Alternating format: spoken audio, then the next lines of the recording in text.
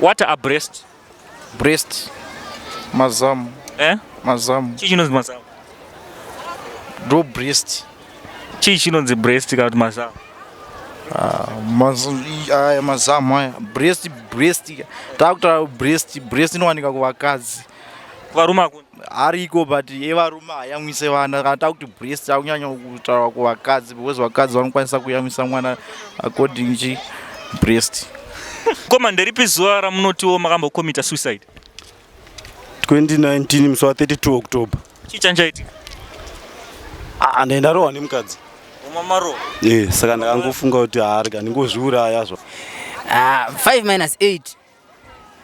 Muchimbofunga tomba. What is 5 minus 8? 5 minus 8.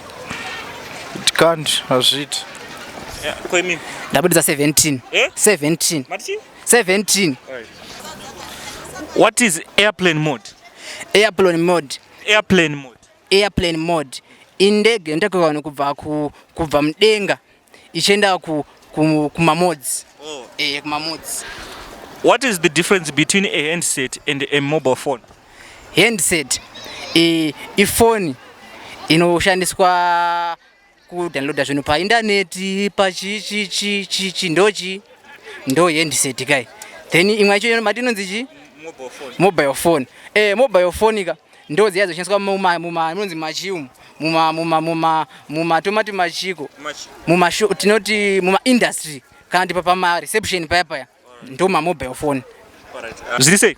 Ndepodi? Zita ndiani? Chris, Elder Chris. Ani? Elder Chris. Alright. Pane day ramakambocommita suicide? Kakawanda. Kakawanda chibaba. Alright, ndiapi madays acho mungandiudzawo chii chanchaitika? Last year. Ndakarowa mbavha yange yapinda padhini ndikairowa akafira mberi chaiko. Alright. Ndeipi nhamba ihombe? -0 or 0? 0. Right. Ndoda kubvunza mukadzi mutema kana mutsvuku munodawo? Ndoda zvakatsvukirira. Ndoda zvakatsvukirira. Semati zvakatsvukira? Zvakatsvukira ndo zvinoapetiza. Alright. Corona neCovid ndeupi musiyano?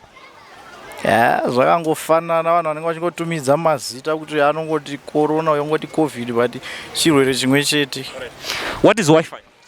Wi-Fi. Mubvunzo wakati ume Wi-Fi. Wi-Fi iyo wayona iyo Wi-Fi ndo Wi-Fi. Yibudikira pa chicken village. Chido yatoshandisa is part of network yatoshandisa pakuita masini kudownloada very fast. Wi-Fi ingangoti internet yekunokwanisa kuinstalla pa deni kana unokwanisa kufamba nayo iri mupocket karuta kaya yatu uchitoita. Zita ndiani mukoma?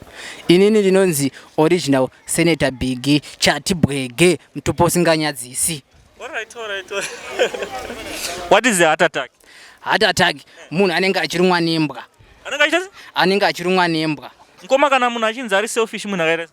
Munhu anenge achitengesa howe kana kuti fish. Howe pachirungu. Howe.